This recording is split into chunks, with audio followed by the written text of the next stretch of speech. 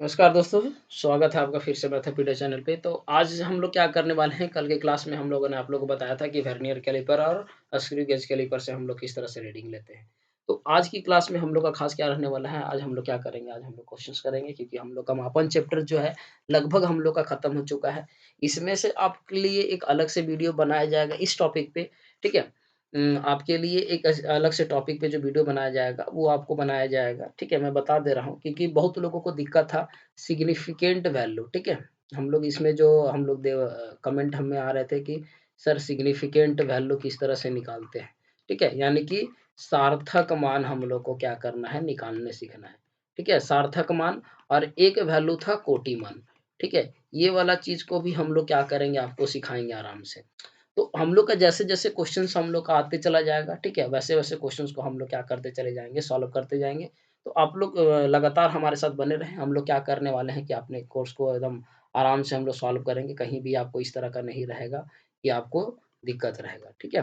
तो हम लोग क्या करते हैं, आगे हम लोग सॉल्व करेंगे। तो अब देखिए, आपके सामने क्या है कि हम लोग क्वेश्चन्स रखे हैं। क्वेश्चन्स को हम लोग क्या करेंगे, आपको सॉल्व करेंगे। देखते हैं हम लोग का लगभग आपको क्वेश्चन्स जितना भी मिलेगा, ठीक है? हम लोग कोशिश कर रहे हैं कि हर चैप्टर से हम लोग बहुत सारे क्वेश्चन्स को सॉल्व करें ताकि आप लोग को ज़्यादा से ज़्यादा क्या हो, आपको रिवीजन हो सके, ठीक है? तो ज़्यादा से ज़्यादा रिवीजन अब यहाँ पर देखिए, क्वेश्चंस को आप पढ़िएगा, गलती से टाइप करने वाले ने ऑप्शन को लिखा नहीं है, तो आप आराम से सीखो। हम मैं ऑप्शन को एंटर कर दूँगा, इसमें कोई बड़ी बात नहीं है, ऑप्शन के लिए टेंशन लेना नहीं है, ठीक है? तो आज का सेशन हम लोग का हो सकता है कि कुछ लंबा रहे, तो हम लोग क्या करेंगे, आराम से आप क्वेश्चन को सॉल्व करते रहो और देखो इस तरह से हम लोग किस तरह से हम लोग क्वेश्चन को सॉल्व करेंगे।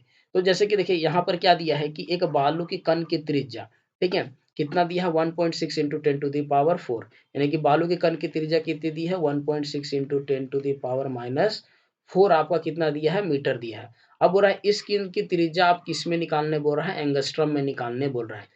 तो देखिए, एक चीज़ जान लीजिए कि हमने कल आपको में लंबाई को लेकर के यूनिट बताया था। हमने बताया था कि एक एंगस्ट्रॉम इज़ इक्वल टू होता है आपका 10 to the power minus 10 metre.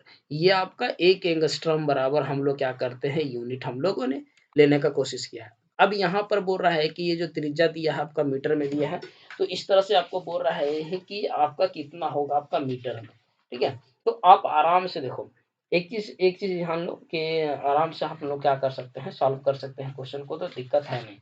तो देखिए एक चीज़, हम लोग क्या जान रहे हैं कि आपका 1 एंगस्ट्रॉम बराबर आपका इतना मीटर है, तो एक चीज़ देख लीजिए, 10 to the power minus 10 metre is equal to, इसका मतलब है कि 1 एंगस्ट्रॉम हो सकता है, ठीक है? तो अगर 1 मीटर बराबर अगर हम लोग करें, तो आपका कितना हो जाएगा 1/10 टू द पावर माइनस 10। आराम से आप सॉल्व करते जाओ। उसके बाद हम लोग को कितना बोला है 1.6 into 10 to the power minus 4, तो कितना है 1.6 into 10 to the power minus 4, ठीक है? 10 टू द पावर कितना है, माइनस का 4 है। इज़ इक्वल टू आपका कितना हो जाएगा इधर में, इतना इक्वल टू हम लोग क्या कर सकते हैं 1/10 टू द पावर माइनस 10 और इंटू ये जो वैल्यू है ये ऊपर जाएगा तो कितना हो जाएगा 1.6 into 10 to the power minus का 4। अब एक चीज़ ध्यान दीजिए कि ये वैल्यू माइनस में है, यहाँ पर अगर इसको हम लोग प्लस में करते हैं, तो इसको हम लोग का सॉल्व कर अगर करते हैं इसको, तो ये कितना जाता है आपका 1.6 into 10 to the power minus 4 और ऊपर लाएँगे तो 10 टू द पावर प्लस का ये हो जाएगा 10। अब 1.6 आपका तो यहाँ पर रहेगा और इनटू ये आपको कितना हो जाएगा 10 टू द पावर 6 एंगस्ट्रॉम। तो ये आपका क्या हो गया, इस तरह से हम लोग क्या कर सकते हैं, एक बालू का कण निकाला जा सकता है। इसमें जो पहला ही ऑप्शन जो है, पहला ही ऑप्शन में दिया था, ठीक है, 1.6 into 10 to the power 6 angstrom. तो हम लोग का जो ऑप्शन पहला है, ये पहला ऑप्शन हम लोग का क्या हो जाएगा, सही हम लोग का करेक्ट आंसर होगा। ठीक है, तो इसको आप नोट डाउन करो, इसका पीपीटी पूरा आपको मिल जाएगा, क्वेश्चंस का पीपीटी आपको आराम से मिलेगा, इस चीज़ के लिए आप बिल्कुल भी टेंशन ना लो। ठीक है, आगे हम लोग क्वेश्चंस करते हैं क्वेश्चन नंबर 16 में। यहाँ क्वेश्चन नंबर दूसरा दिया है कि 1 मिनट में माइक्रो सेकेंड होता है। ठीक है, 1 मिनट में कितना माइक्रो सेकेंड होता है, ये हम लोग का क्वेश्चन से दिया हुआ है। ठीक है, इस चीज़ को लेकर के हम लोग का क्या है, क्वेश्चंस है, क्वेश्चंस को हम लोग क्या करते हैं, सॉल्व करते हैं कि 1 मिनट में माइक्रो सेकेंड आपका कितना होता है। देखिए, हम आपको लिखाए थे कि माइक्रो सेकंड के लिए हम लोगों ने आप लोगों को यूनिट लिखाया था कि अगर आप लोग इससे पहले आप लोगों ने यूनिट अगर पढ़ा है, ठीक है? तो वहाँ पर आपको यूनिट क्या हो जाएगा, आपको याद रहना चाहिए था। तो आपको कितना हो जाएगा, हम लोग जानते हैं कि 1, ठीक है, सॉरी 1 माइक्रो सेकेंड, ठीक है, इक्वल टू हम लोग ऑर्डर क्या लेते हैं, -10⁻³ इतना सेकेंड। अब यहाँ पर देखिए 1 मिनट में बोला है, ठीक है, तो यहाँ पर क्या है 1 माइक्रो सेकेंड, माइक्रो का आपका ये माइक्रो सेकेंड इस तरह से लिखाता है 10⁻⁻6 सेकेंड। अब एक चीज़ का ध्यान देखिए, यहाँ पर मैं अगर आपको बताऊं, तो अगर हम लोग बात करें तो हम लोग जानते हैं कि एक मिनट इक्वल टू हम लोग का कितना हो जाता है 60 सेकेंड, हम लोग का 1 minute is equal to 60 second हो जाता है। 1 मिनट इज इक्वल टू कितना दिया है 60 सेकेंड। तो इसका मतलब है कि आपका कितना है, आपको माइक्रो सेकेंड में करना है तो आराम से आप बनाओ। देखो क्या है 10⁻⁻6 सेकेंड, ठीक है, 10⁻⁻6 सेकेंड इज इक्वल टू आपको कितना हो रहा है 1 माइक्रो सेकेंड हो रहा है, ठीक है, इतना लिख सकते हैं।